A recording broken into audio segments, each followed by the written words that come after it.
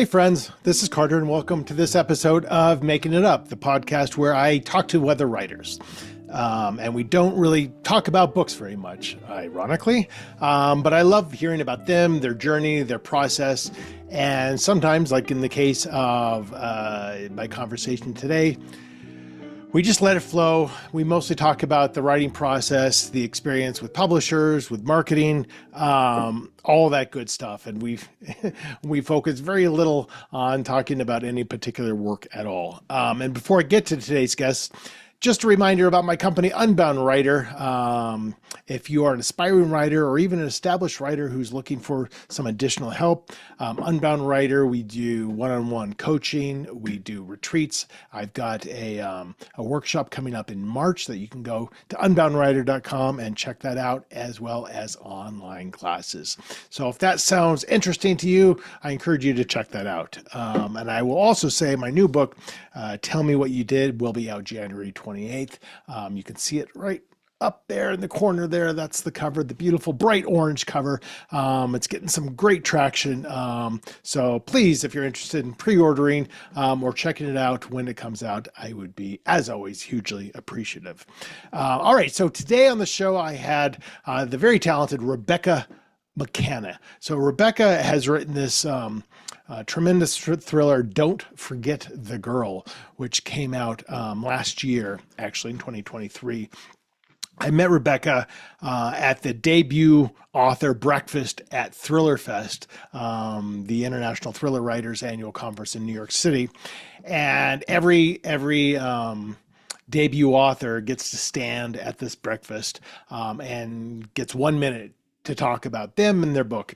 And I just remember that's where I met her. And after the breakfast, I went up and asked her if she'd like to be on the show, because I was just kind of engaged by her. And she was talking about her book, Don't Forget the Girl.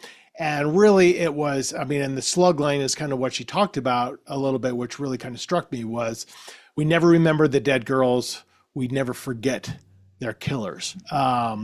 Which is such a powerful and absolutely true statement.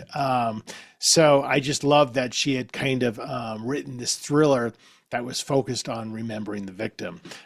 So again, we didn't talk much about the book, but it was great to kind of hear her views on going through the debut process. We share a publisher in Sourcebook, so we got to kind of talk about that a little bit as well, and just about all things writerly in general. So she was a very engaging conversationalist, and she was quite excellent at making up a very, very dark and lurid story at the end of the show. So stay tuned for that. This is my excellent conversation with Rebecca McKanna.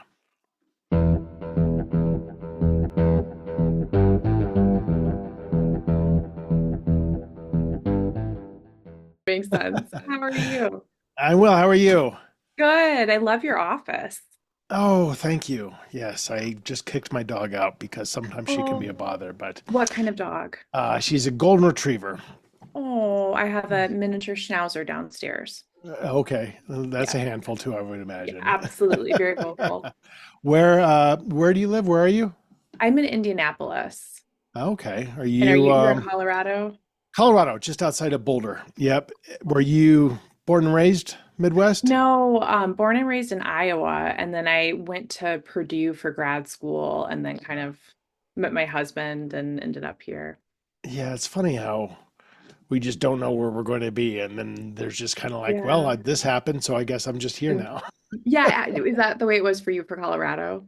Yeah, a little bit. Well, I remember, so I've been here over 25 years now, and my wife at the time and I lived in Miami, which neither of Okay. us liked. We were only there for like 18 months for work stuff.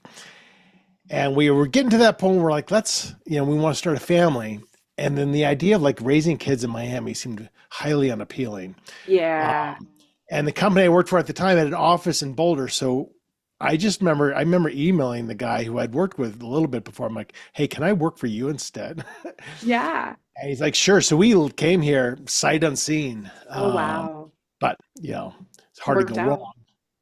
But I feel like as you get older, or as I get older, I'm like, I could be around less people now. Oh, absolutely. I'm Absolutely. I'm ready to to be that guy. Hmm. Oh Kind yeah, of I think partners. about that all the time. I see people on TikTok who have done the like homesteading thing and they have some cabin out in the woods that they live Yeah. in alone. And I'm like, okay, yeah. Yeah, the romanticization of it is powerful, but It is. I am old enough and I'm experienced enough to know that I could be somebody who could get incredibly lonely if not careful. Yeah, And loneliness is an epidemic in this country. And absolutely. Also, I'm not good at like the heavy farm labor it would oh require. no, I wouldn't want any of that. I want a lot of land, but none that I have to do anything with. Exactly, exactly. So I met you at the debut breakfast, Yeah. and it was pretty impressive that I went because it was early. Yes, it was. And but I now work with the debuts more. I'm now co-chairing the debut committee. And Oh, I love cool. I just remember my debut was 2012, and I just remember like how grateful I was that Yeah. ITW had put together such a thing. And I just Yeah. always thought that was so cool. And I always like to work with debuts because it's just because there's a lot of stuff that I wish I would have Yeah, known absolutely. starting out. And so for the viewer listener, the debut breakfast and the debuts have grown and grown and grown at the International Thriller Writers Conference. This year was maybe, I don't know, 30 or so. It was a big group. Yeah. And each debut author gets 1 minute to stand and in front of this massive banquet room, ballroom, and say, "Hey, this is who I am, and this is what my book is about." And I remember listening to you and be like, "The book sounds intriguing. The author sounds intriguing." Oh, thank you. That's such a compliment. But it's a big deal. Now I was looking at your book, and it actually came out nearly a year Yes. before that. So you were on the early side of that cusp Yeah. of being a Exactly. I debut like for 2024. just missed the cutoff to be in the previous one. Yeah. Right, right. So tell me a little bit about your journey with and I want to go back and back and back even more, but Sure. just specifically about this book. So it came out in June of 2023. Yeah. What was that like? It's so surreal. I mean, you've experienced it, so you kind of understand the weird mix of emotions. Especially because, when it's something that you've been alone with for so Hmm. long, Hmm. then suddenly you're sharing it with people, you're talking to people about it. Right. And now, having the time pass, like I'm kind of used to it. But at first it was just so weird to have this thing that had been just so deeply inside you. Now suddenly other people are reading it and they're talking about the characters and things like that. So it was a lot. And the debut experience at the Thriller Writers conference was just so nice to talk to other people that had been through it, and Yeah. also just to kind of get excited again about other people's books. Like Right. just sitting there listening to all these different authors talk about their debuts and that 1 minute kind of pitch that they had. It just was fun to kind of feel like a reader again and just get excited about like, oh, I want to read that one. Totally. So yeah, it was a great experience. Yeah, there's different levels of reality that kind of come along with that whole launching of a debut. I mean, just the Yeah. reality of getting an agent is Yeah. weird, right? Because you're Yes. just like, this is like this to me was just whatever. And now there's somebody who's taking professional risk on me, Right. which is, and then obviously selling it, getting the arcs. And I think we actually have, you're with Source Books, right? Yes, I am. As am I. So are Cool. you Poison Pen Press or No, I'm with Sourcebooks Landmark. Landmark? Yeah, yeah. Yeah. Um, so yeah, I've been with Source Books, I think for the one coming out, I think will be my sixth with They're them. great. They're great. Yeah, Yeah. and I've had such a journey with them because when I sold to them, I didn't know who Source Books was. This was Yeah, back in like same. 2016 or something like that. And found out they were at the time the 10th largest publisher, Yeah. publishing all sorts of books, led by the fearsome Dominique Ricca, who's just a powerhouse in the Yeah. industry. And since I joined, whatever that was, 10 years ago or so, they just grow and grow and grow. I mean, Yeah. they're massive, and they're just a great organization, and they invest in their authors.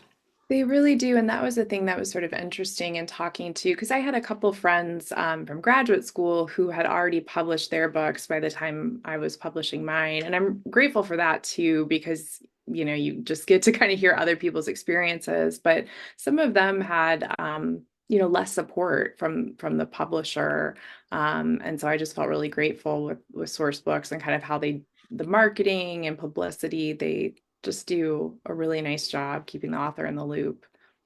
They do, but I mean, it's a pervasive problem throughout the industry, and Sourcebooks isn't immune from it. I mean, I think No. they work within, they work well within, the economic boundaries that, publishing exists in. Yeah. But, PR marketing people are stretched thin. Yeah, Um, absolutely. it's hard for every book that I've published, even starting from that tiny little first one. I've hired my own PR person, Yeah. slash team, never knowing like, is this worth it? And you can never Right. gauge, but I just always have. And it's always a Yeah. decision every book, but it's difficult. That's so interesting because I had a friend who did it and I did not do that. But I thought about it and I think, yeah, it's so tricky to know like how much return you're gonna Right. get. Right. Yeah. If you can even measure the return. And I think so Right, right. I'm with K Publicity, who I will sing their praises as well. Okay, I've been cool. with them for, again, probably 5 or 6 books at this point. Dana Kay is the leader of that team. They're out of Chicago, but you don't know. And I think there's some things you can do, like a Facebook ad, for example. That sometimes Hmm. you can measure stuff, but you have to be very comfortable not knowing. I guess I'm ingrained with a theory coming from somebody who had never written in his life and kind of out of the blue wrote a book not knowing anything. So a complete and utter novice to the industry, I kind of had the logic of, I don't know if this is a good idea, but I want to at least be elevated enough to get into the conversation, whatever that Yeah. conversation is, because so much gets lost. So many great books Oh, get absolutely. lost because there's just no support. And how's the average person going to even know about them? So I thought like this will at least elevate me to maybe get in the conversation. But if I don't Yeah. do it, maybe I won't even get that close. I don't know what the reality of it is, but you see over time how their efforts change. Like now it's about really targeting influencers and things like Yep. that. That's then you do start to see like, if not sales results, you could see it just on Instagram, like, Yes. holy shit, there's a lot of people talking about my book all of a sudden. Yeah, it's really interesting. And it kind of like, it's very much changed the way that I interact with like some of those sites. Because before it was just like, oh, I'm going on and I'm looking at like my friend's dog. And like Right. now you're going on and it's like, oh, okay, there are readers here. And yeah, it's really interesting. Right. And then that begets having to spend more time doing it because you're trying to engage Which and things I'm like that. bad at. I just sort of like I'll respond when people tag me because I truly am like so grateful anytime Totally. anyone spends time with the book, but I also just feel so self-conscious and I'm so bad about I have to work on self-promotion. I think that's one of those things that past me, I think thought, well, once you're published, you're going to feel so legitimate and you'll have no No. problem. No, like you still feel Yeah, like the same kind of awkward person. And now you're, totally. yeah, If not even more so. It was funny, like literally yeah, right before this conversation, I was at a high school teaching at their English Honor Society, and I was talking about the imposter syndrome, yeah, because in my coaching with my clients, I spend a lot of time on the psychology of writing because I think it's something that's highly overlooked. And when yeah, people are struggling, meaning they have a block or they're struggling with self promotion, it's usually not what the problem is. The problem is very personal and very yep, deep, and that needs to be addressed. And writers, to be cliche about it, are introverts, right? yep, So the idea of like shouting to the rooftop, "Look, I have a book," is just a horrible thought to most of yeah, us. But you have to do it, and you have to find the organic way of going about it that feels comfortable to you, that promotes your personality and serves your yeah, personality, while still trying to sell books because that's what we're trying to right. do, right? you spend time with clients talking about the psychology of writing. Because when I teach creative writing, I've been surprised as a professor how much time I spend talking to my students about not necessarily craft, but just like, yeah, the psychology. Because for so many students, especially when you're starting out, like that is the biggest block to be able to, I don't know, feel like what you say matters, that you should invest the time and even sitting down and spending that hour or two a day alone with Right. the page. Yeah. Right. Well, that's so much of it, right? Is I remember when I wrote my first book, I didn't tell anybody because I had zero writing background. It Yeah. just this thing that happened to me one day, and then it took me 3 months to write this book, which I've never had anything like that happen, but I was That's so cool. supremely unqualified to do that. So I was embarrassed by it. And then that evolves over time. That embarrassment never goes away. And then over time, it becomes, how dare I Mhm. engage in something that I love that's not making money Mhm. rather than committing more to my full-time job, committing more time to my Yeah. family. And so you get in this mindset of it's a hobby, Yeah. and that's poisonous, and this is Yeah. what I tell my students too. Like, look, I don't care if you haven't sold, I don't care if you haven't made $1. If this is what you want to do with your life, it's not a hobby. Yes, This is your absolutely. calling. So give it that severity, give it that importance and that respect. Because then sometimes, it's hard work and it's not fun at times. And Yeah. if you can make it feel like a job, then you'll treat it more like a job. Yeah, no, absolutely. Yeah, it's so easy to sort of give away your time for things for other people or things that have a more concrete, like I can check it off the list. Because with writing, especially with a novel, it never feels done. Like the Right, revision process can be endless. And so it's right, I see that all the time with myself where it's like, oh, I could put in a load of laundry and like that's very straightforward versus right, like right, fiddling with this scene for, 2 hours and who knows what I'll have at the end of it. right.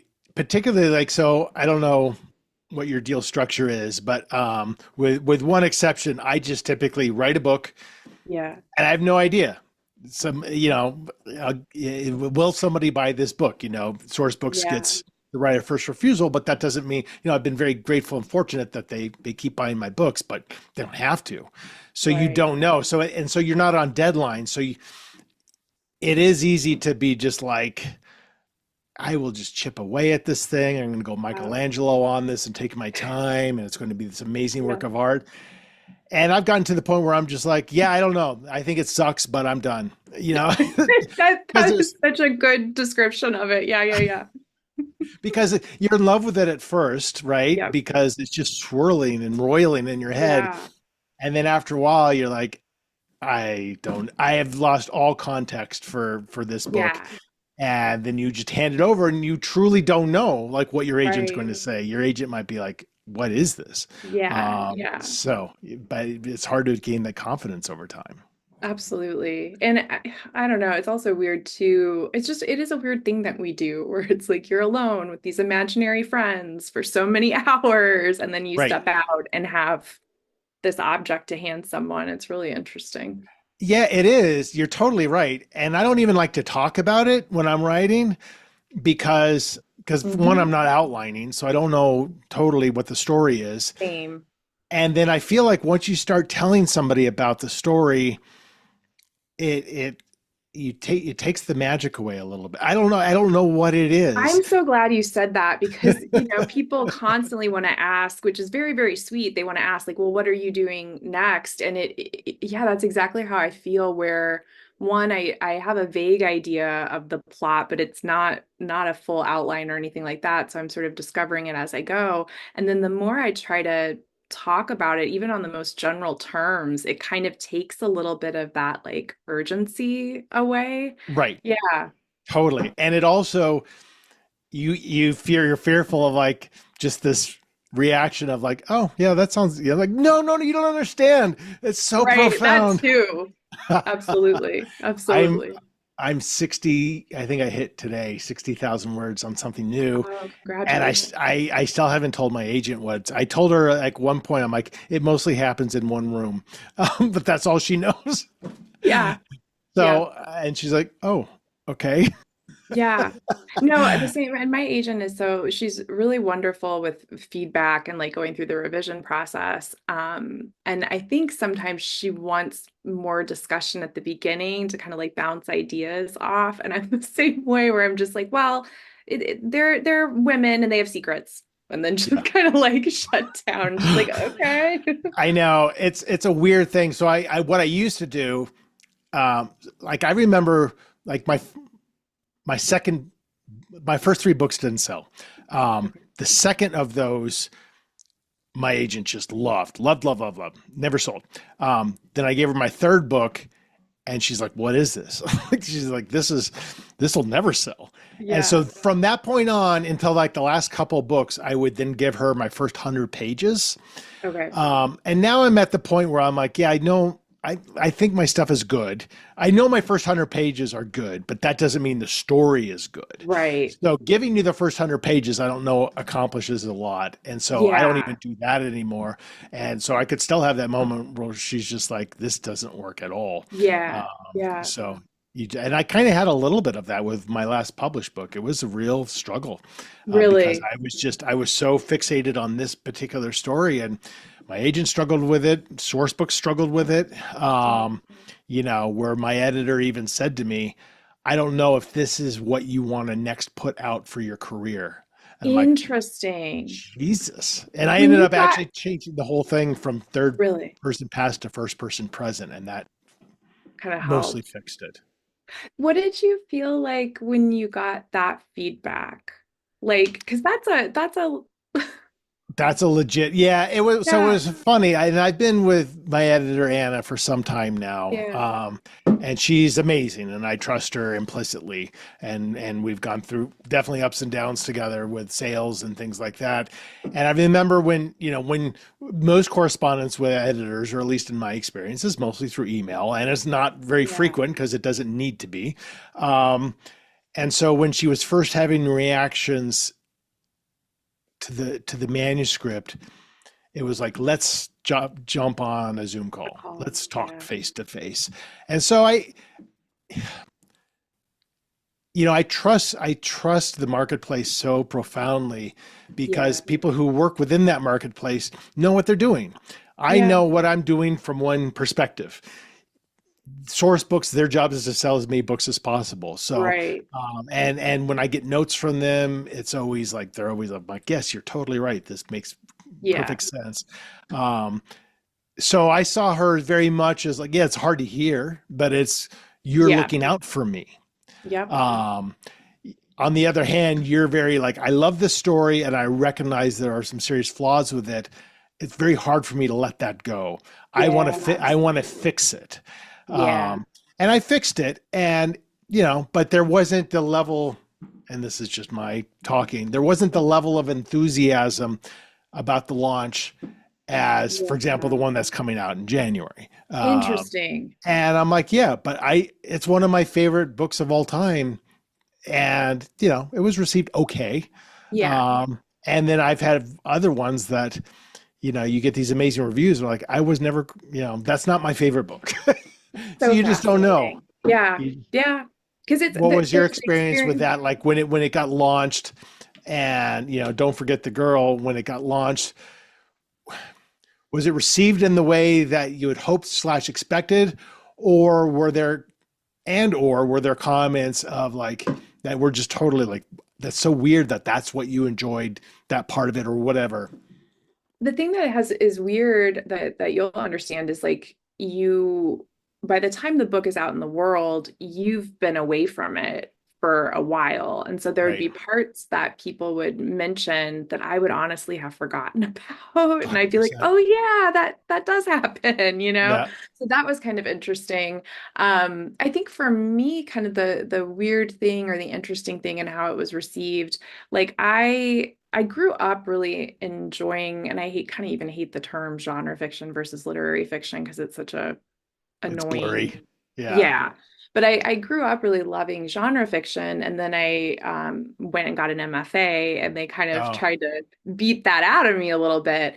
And right, so when I was writing the book, when we kind of got to the point of I was about to go on submission, my agent was sort of asking, like, well, do you see this as a literary book with thriller elements, or do you see this as a, like where is this living primarily? And that was just not something I really had an answer for.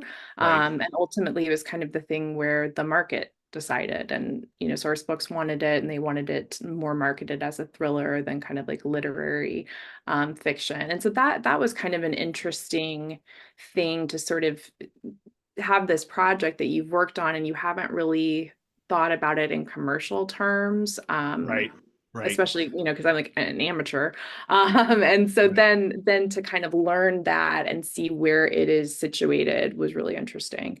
So that leads me to a question about the editorial letter, Yeah. which is always, here are the three things I liked about the book, and here are the 14 paragraphs about what you might want to consider working on.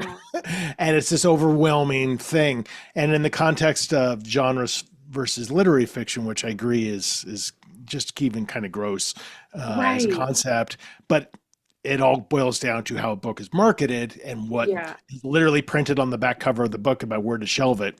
So it does have profound importance. Right. Were there elements of that editorial letter that says, okay, now if we're thinking we're going to position this thriller forward, what does that mean? Does that mean they're tightening up some scenes, the pacing's got to be a little Yeah. bit more intense, where maybe you let it breathe a little bit more originally? So my editor, she was, I think, because the way that she saw it was like upmarket Who's your thriller. editor? Shauna Shauna. Dreys. Yeah, yeah, yeah. Yeah. Um, and so she seemed like okay with kind of how it was in that way. I was sort of the one that as soon as I learned that Sourcebooks Landmark was going to publish it, I just started reading all of the thrillers there that they published that I could get my hands on. Oh, And interesting. absolutely loved them was the Yeah, amazing thing. So it was kind of like finding a home that I had it, yeah, a fit sort of. And so right. after reading a lot of those books, I was sort of the one that was like, hey, I'd like to go in and do some tweaking to kind of make it punch up some of the thriller aspects, give a Right. little bit more tension. And she was really open to that. And so the book Yeah. that she accepted versus the book that got published was quite different. Yeah. Yeah. And that's quite often the case. And I think, Yeah. ultimately it's about still being just true to yourself. So like Yeah. what drives me nuts is like, when you talk to somebody at a conference and they're like, well, I'm writing a thriller, but it's a literary thriller. And it's like, well, what does that mean? Does that mean like, oh, but it's a thriller, but the writing's good. Like it doesn't make Well, and any, that, thank you for saying that, because that's the yeah, thing that when I sat down to, read these books that, Source Books was publishing, that's what I kept thinking. I was like, well, and if based on that definition, they're all literary thrillers because they're right. all beautifully written and they all have amazing characters. And so, yeah, that distinction is so it's really kind of an interesting one. And I don't know. I feel like I have like so many essays in my head about kind of how we treat books based on genre and kind of the Right. judgment. Yeah. Right.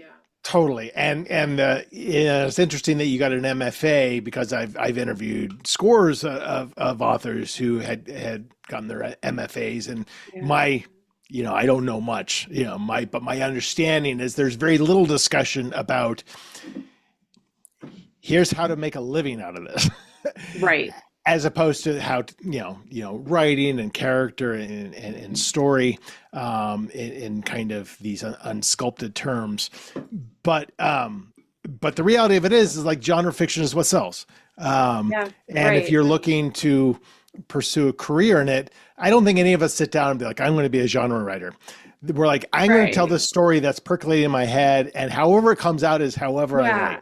And that changes Exactly. over time. And then you tell me what I am. Yeah, exactly. I was lucky. One of my professors, Porter Shreve, like I think he kind of saw that I had like kind of those inklings. And I remember it didn't end up happening. Harlan Coben was supposed to come and read at Purdue. Then there was a blizzard and it never happened. But I remember Oh, Porter being like, you should really talk to him because like, he yeah. could sort of see like, oh, this is sort of the direction that you're going in. Yeah, and he's my idol in a few Oh, ways. But cool. Yeah. one of the things I like, or at least commiserate with him, is like I mean, it was his like 10th book or something that finally kind of got traction. That's cool.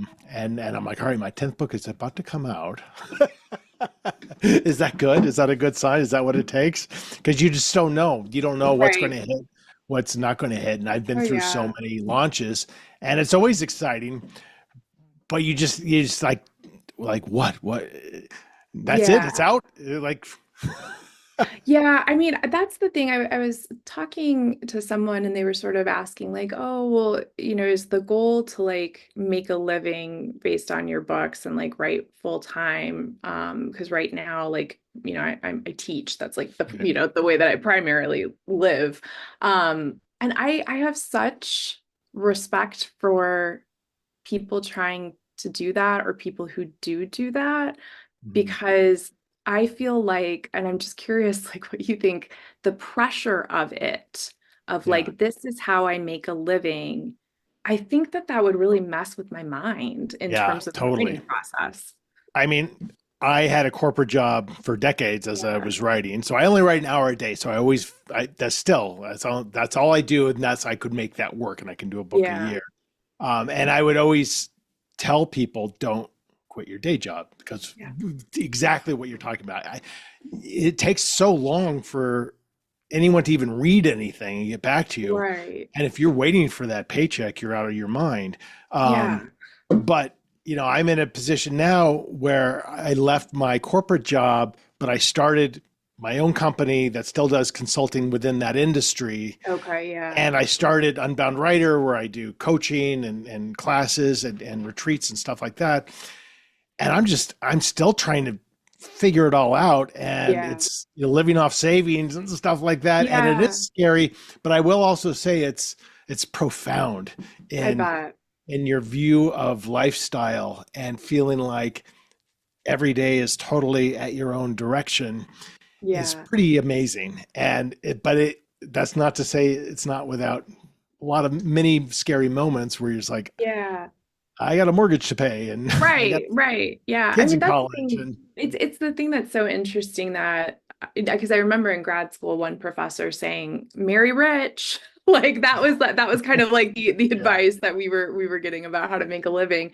And so I'm always grateful when people talk like more candidly about it. Because some artists' financial lives are such mysteries where you just kind of totally. want like what's going on behind the scenes that's allowing this to happen. It's a brutal industry, which I've talked about time and time again. And I mean, that brutality begins with just trying to get an agent, which is now Right. harder than ever. And then people think they get an agent, and if the book sells, then they're off to the races, and that's not true at all. My very first book, my advance was $2,000, and then the company went out of business, so I only got 1,000 of that. Oh man. And that shit happens all the time. Um, but I think what I've come to learn over years and years and years is you got to be careful too, because that that defeatist attitude can work against you. Um, Yeah. so I totally believe in manifestation, and like Yeah.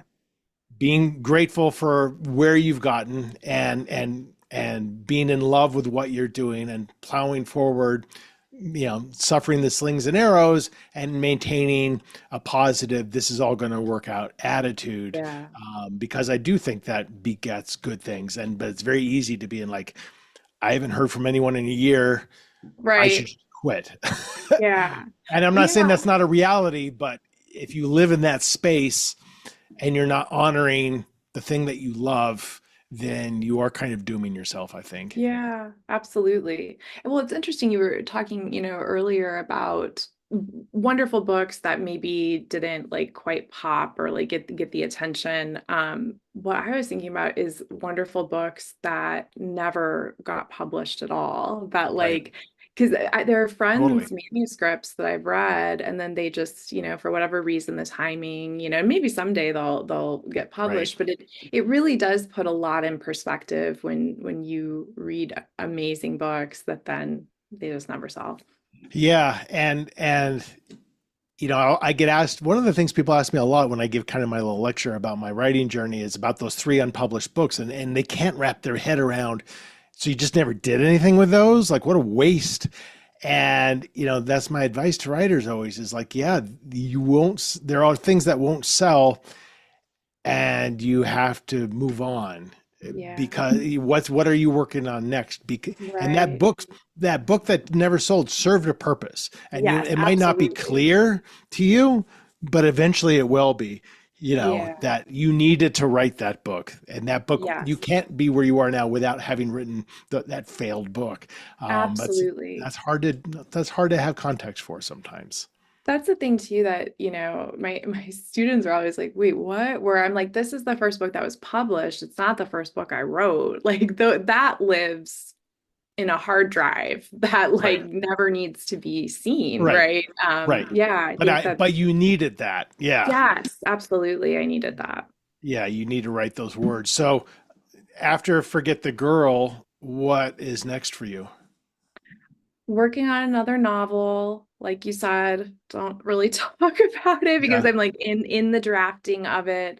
The thing that I'm trying to work on, I'm a perfectionist, and I think with Don't Forget the Girl, I spent so long laboring over the first draft when I would have been so much better served just like getting it as roughly as possible Yeah. out and then coming back and like shaping because revision is what I really love. Right. So I'm trying really hard to be less precious with the draft and just kind of like get it out to the point that I got an old typewriter and I'm writing on that because Oh, wow. I can't delete. I can't, Wow. move That's stuff around. discipline. Yeah. That's Yeah. amazing. It That's funny really does. because It helps. I don't know if I could do that. It Um, helps. And it also is yeah, I can. tactile where you I get to love like, the idea of it. I'm going to yeah. steal that idea because that's again one of the things that I teach a lot. I'm like, do not chase perfection, and especially with that first draft, because the hardest thing to do is to write that first draft. Yes, So why make absolutely. it harder by trying to combine editing while you're Yes. writing it? So I ab- tend to and because I don't know what I'm doing and I don't know where the story's going, I'll basically, the only time I will go back and look is maybe 40,000 words in, and I'll Yeah. reread that, not to edit, but just to remember what I had written. And then I write the rest of it without looking again. And then so it's a hot mess of a draft. Yes, absolutely. There's characters that you forgot you even introduced, Yes. and Names change. why does she have all these migraines? And then all of a sudden we don't ever hear about that. You're like, oh yeah, I forgot she had migraines. Yep. But it's okay because like you said, the revisions, right? Yeah. That's where the sculpting comes. That's where it comes alive. And I'll take notes along the way, like think about this should be angrier, whatever. Um, Yeah. but just getting it done is the hardest thing. So I just try to plow through that. Absolutely. Yeah. I love the revision process so much, like the tinkering and all of that. And it's just so interesting. It's interesting to talk to other writers because there are so many people who are like, "Oh, I love drafting. The drafting is my favorite part. I hate having to go back." And I'm like, "Oh no, that's the best Yeah. part for me." I love looking at paragraphs and because what I love about editing, which is one of the hardest things about it, is that you have to be so fully present. You Yes. can't, like with your job, with a day job, it's so easy to be like, I know what I need to do to get the job done. Yeah. And it'll be fine and it'll be whatever. I think when you're editing your own work, you have to step up a little bit and be Yeah. like, okay, this paragraph sounds fine. Is that good enough? That Yeah. sounds fine. And I approach paragraphs, I'll read it, and then I'll go back. I'm like, to me, it's about creating fewer words. How Yeah. can I, Yeah. like cooking? Like I always liken it to like making a reduction. When you're Mm, cooking, like I'm boiling off the fluff, and so what's the left is so excess. much more flavorful. And so with thrillers, it's like, how do I change this noun to a verb and cut out Yeah. 10 other words around it? So now you know what's happening. Now it's the essence of it. I love that challenge. But Yeah. it's hard because you have to be very honest with yourself, which is You a have to be scary thing. so honest. Yeah, and that was, I do think that, I have mixed feelings about the MFA experience, but in general, like that was incredibly helpful, where in workshop people did not let you get away with anything. And Right. that does, I think, inform kind of being able to go in and revise and kind of, and also, learning to be loyal only to the book, not Right. to yourself because you wrote a pretty sentence that you really, Right. or you have some great metaphor that you really love. Like, if it's not serving the book as a whole, like having that kind of graveyard file where all the stuff you like has to kind of go and live if it doesn't serve the overall project.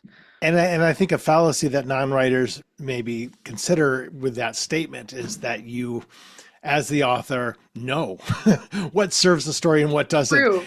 And Right. and and and I think one of the best things a writer can do is surround themselves with peers, with Yeah. critics, and say, "Does this work?" Because sometimes, like you get better at recognizing that, but most of the time, I still need somebody to say, like, Yes. "This is great, but I don't see what the point of it is," and I'll be Absolutely. like, "Oh, you're totally right," but I couldn't see that for myself. Yeah, finding like those trusted readers is, so that was another thing that the MFA was able to do, is like give me people that will be, the best thing is to be read by somebody who understands what you can do, what you're trying to do. Like they can see the better version two drafts ahead in that kind of messy draft. Like that Right. is such a gift. And so to have those people is Right. wonderful. And recognizing who they are. Yes. And because like, right, with the critique group, you'll have those people who want to tell you, well, this is how I would have done it. And that doesn't do Right. you any good. No. But then there's that, I think ultimately, if you can find two or three people in your Yep. world who you implicitly trust, and they might be professionals, right? They might be your Yeah. agent editor, maybe somebody you even hired, but hopefully a critique partner or something like that who can, Yeah. yeah, and when you hear it, you're like, oh, I needed to Yeah. hear that so badly, and I didn't realize it until it came out of your mouth. Yeah, absolutely. So awesome. Well, Rebecca, we're gonna wrap up. Before we do, we're gonna Okay. do a quick little storytelling part. I'm excited Um, about this. yes, I'm excited about it too. Most people aren't excited about it. No, I think we'll see. Most people freak out, but it's such a non-pressure thing. Okay. I've picked three books mostly at random from my bookshelves. You're going to choose one of those books. We're going to choose a random sentence from a random page. I'm going to read that sentence, and that'll be the first sentence in a 2 or 3 minute long short story, Okay. where we'll just alternate back and forth with sentences. Okay. So these are all mystery thrillers. Brand new book by Emily Schultz, Brooklyn Kills Me. Ooh, okay. Eric Rickstad's Lie and Wait. And Samantha Jane Allen's Next of Kin. Ooh, let's Um, do Next of Ken. yeah, it's a good book. Give me a page between 1 and 320. 77. Okay, I'm going to quickly scan page 77, just and find a sentence that might work. Okay, I'm going to read this and do whatever you want with it. One or two Okay. sentences, and then what I'd witnessed in that apartment tonight would be a cold black shadow over all my days. That's a good one.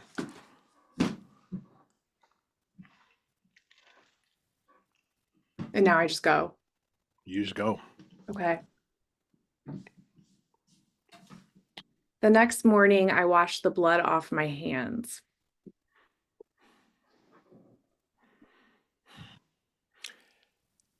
Just like in the movies, it was brown when it mixed with the water and swirled down the sink.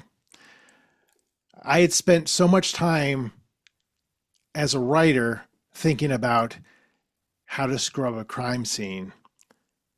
I never realized I would completely blank out when I had to deal with it in reality. I watched the rust-colored water go down the sink. And then all of the CSI shows that I had spent years watching came back to my mind.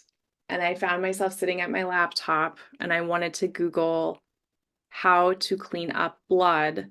But then I realized they would look at what I searched on my computer and I froze.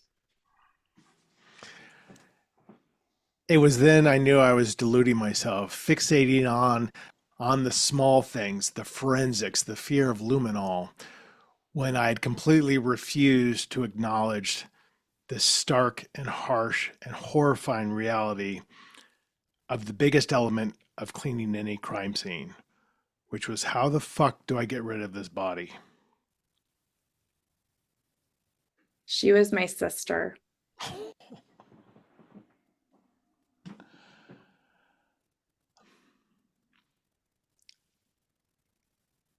And as bad as it was, what I did to her, I had a hard time envisioning the only realistic way I had of getting her out that front door, which was in pieces. The hacksaw was in the garage. The door creaked as I opened it. It felt heavy in my hands, and I walked back inside the house and stood over my sister's body. Oh, I think we call it there. Nice. Hacksaw Ridge. That was fun. Now I'm like, why did they kill the sister? Right. I know that you threw me for a loop with that. I'm like, ooh, well, what is that word? Fratricide is killing a brother. So what would be, I don't know what sister. I don't know either. I don't know. But we'll figure out that word, and then that'll be the title of your next book. Perfect. Thank you. Rebecca, I know we didn't talk about your book a lot, but we usually don't on this podcast. We mostly talk shop, and it was so great to engage with you and to hear kind of about your process and just share some more stories. No, this was lovely. Thank you so much. I hopefully will see you at next year's Thriller Fest. That would be great. Thanks again for inviting me. This was really fun. All right, that is it. That is my conversation with Rebecca McKanna. So I highly encourage you to check out her amazing book, Don't Forget the Girl, and you can pop on over to her website and learn all about her and her book there at RebeccaMcKanna.com. Then you can head over to CarterWilson.com and take a look at my upcoming thriller, Tell Me What You Did, which has been getting a lot of traction going into the January launch date. And you can pre-order it from there, and you can head on over to unboundwriter.com. And if you're interested in some of my offerings in terms of one-on-one writing coaching, writing workshops and retreats, and online self-guided writing courses. Friends, that is it for now. As always, thank you for watching and or listening to this episode of Making It Up. Another episode, as you know, will be out just next week. In the meantime, as always, please take care.